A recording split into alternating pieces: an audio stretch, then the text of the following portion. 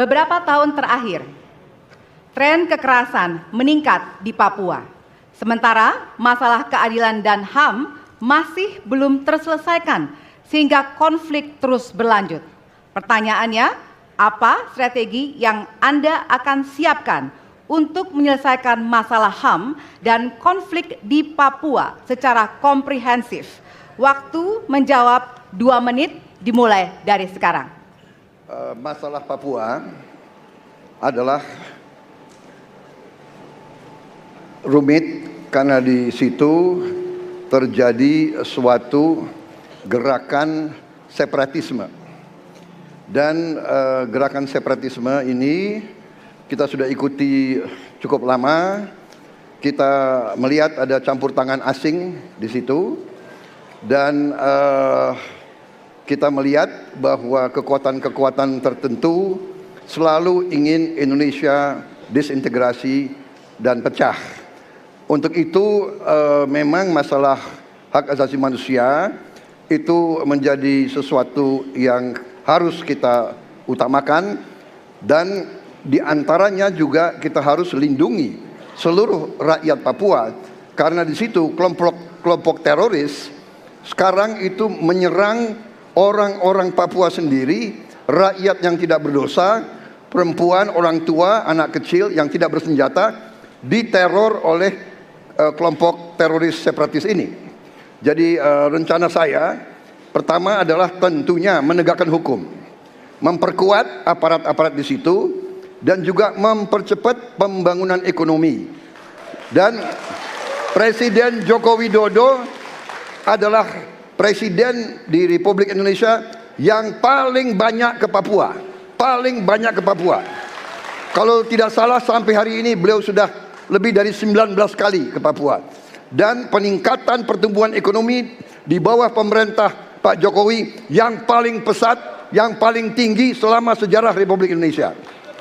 Jadi yang saya katakan, saya akan lanjutkan, kita harus membawa kemajuan ekonomi, sosial, services yang terbaik untuk rakyat Papua, melindungi rakyat Papua dari keganasan para separatis dan teroris, dan menjamin penegakan hak asasi manusia.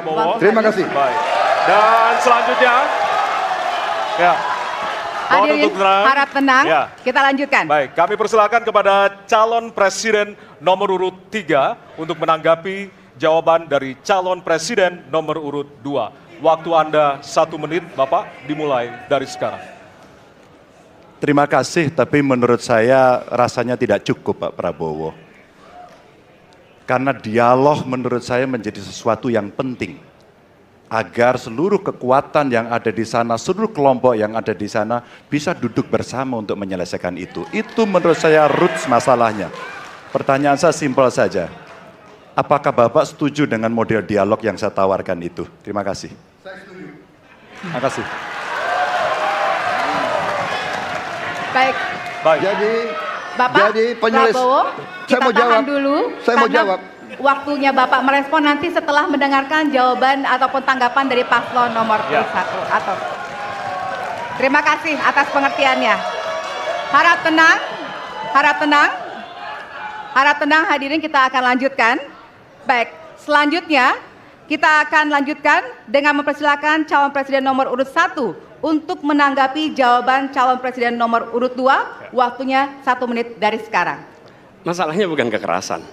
Karena ketika bicara kekerasan di Jakarta aja ada 3 pandangan. Ada yang menganggap ini terorisme, ada yang menganggap ini separatisme, ada yang menganggap ini kriminal. Di kita aja di Jakarta ada perbedaan pandangan. Apa masalah utamanya? Masalah utamanya adalah tiadanya keadilan di tanah Papua. Itu masalah utama. Oke? Jadi tujuannya bukan semata-mata tentang mentiadakan kekerasan. Karena damai itu bukan tiada kekerasan, damai itu ada keadilan. Itu prinsip utamanya. Nah, jadi caranya bagaimana? 1.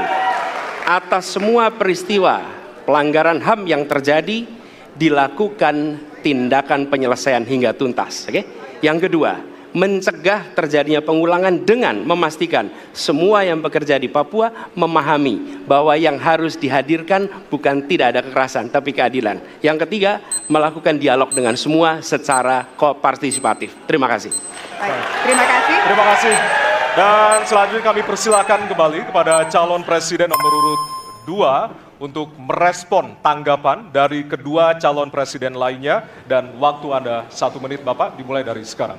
Benar, saya sangat setuju. Kita harus ada pendekatan dialog. Benar, ya. Dan saya juga setuju. Harus. Tunggu dulu, aku mau jawab.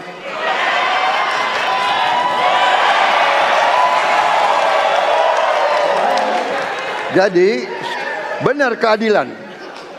Benar sekali, harus ada keadilan. Tetapi saya mau mengatakan, tidak sesederhana itu, Pak Anies. Ada faktor-faktor lain, Pak Anies. Ada faktor geopolitik, ada faktor ideologi. Inilah yang masalahnya tidak gampang, ya. Tetapi saya pendapat kita harus tegakkan keadilan. Kita harus dialog. Ini masalah bangsa. Ini harus kita, semua kekuatan harus kita rangkul. Baik, waktu habis Bapak. Waktu habis Bapak. Terima kasih.